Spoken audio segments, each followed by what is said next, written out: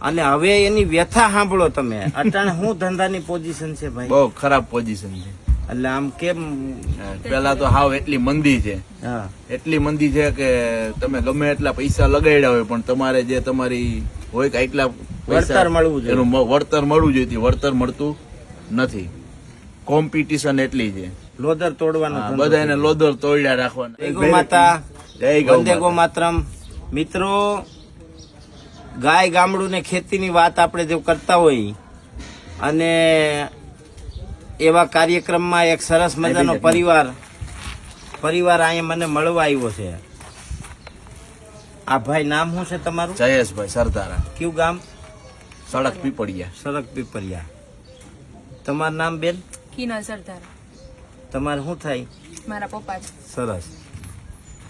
આ ભાઈ છે ને એક ઉદ્યોગપતિ છે, રાજકોટના હારા ઉદ્યોગપતિ. એવું નહીં કે આમ માંડ માંડ પૂરું કરતા હોય ને લારા લબાડા કરીને ધંધો કરતા હોય, એવું નહીં. વર્ષોથી હાર્ડવેરના કામમાં છે અને હવે એની વ્યથા સાંભળો તમે. અટાણે શું ધંધાની પોઝિશન છે ભાઈ? બહુ ખરાબ પોઝિશન છે. એટલે આમ કેમ?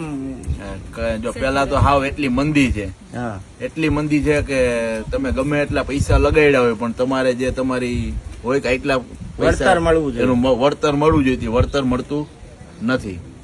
કોમ્પિટિશન એટલી છે, લોદર તોડવાનું, બધાને લોદર તોડ્યા રાખવાના. ભાઈ જો આ અમે નવું હેન્ડલ બનાવ્યું, આ ફલાણું કર્યું, ડિઝાઇન બનાવ્યું. એટલે હમણાં કહેતા હતા ને સતત જાગતું રહેવું પડે. હા, એટલે સતત જાગતું. એટલા પૈસા લગાડ્યા પછી તમારે હરોજ જાગતું રહેવાનું. એમાં ભૂલ કરે તો કાં કોઈ બૂચ મારી જાય ને કાં તમારી આઈટમ રિજેક્ટ થઈ જાય.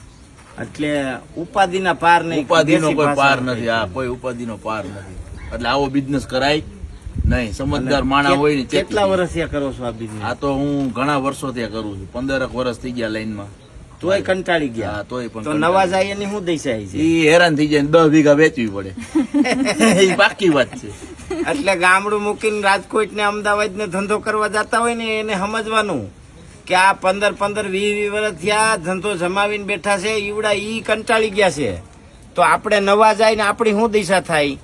પણ મિત્રો, ગમે એવો કંટાળો આવે તમને, ગાય, ખેતી અને ગામડું એની પાસે આવો ને એટલે તમારી માનસિક સ્થિરતા વધી જાય અને તમારા મગજનો બધો કંટાળો દૂર થઈ જાય. તો અહીંયા તમે શું કરવા આવ્યા છો? અહીંયા તો અમે આ બધું જોવા માટે ને શીખવા માટે કે આ કેવી રીતના કરવું બધું. એટલે તમને પાછું એમ લાગે છે કે હવે મારે પાછું ગામડે વહી જવું છે, બરોબર ને? ખેતી જ આપણે આવું જ કરવું છે, 10-20 વીઘા જમીન લઈને. આ બેન છે ને, બેન શું ભણો છો બેન તમે? BSc agriculture. ક્યાં ભણો છો? પારુલમાં, વડોદરા. પારુલ યુનિવર્સિટીમાં. તમે અહીં શું કરવા આવ્યા? તમારી પાસે ગાઈડન્સ લેવા આવી છું. હવે શું કરવું તમને?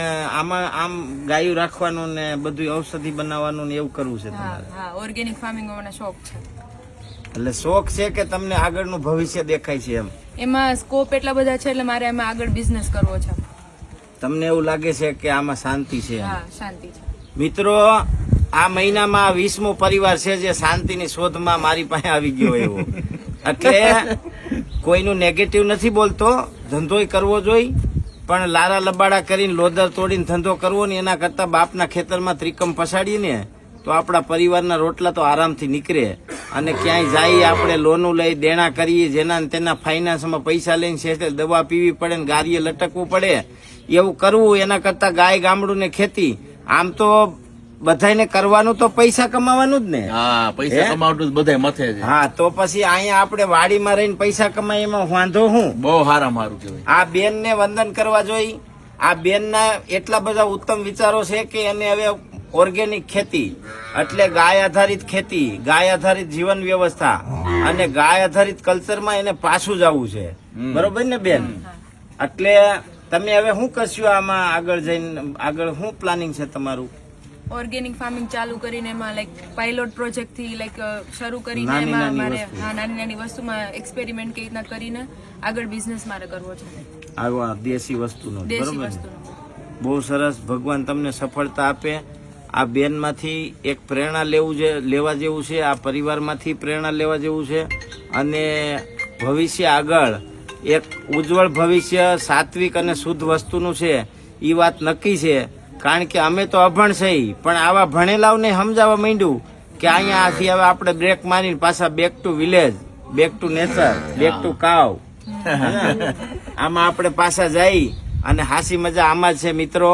સારું લાગે તો શેર કરજો. વંદે ગો માતરમ. ભારત માતા કી જય.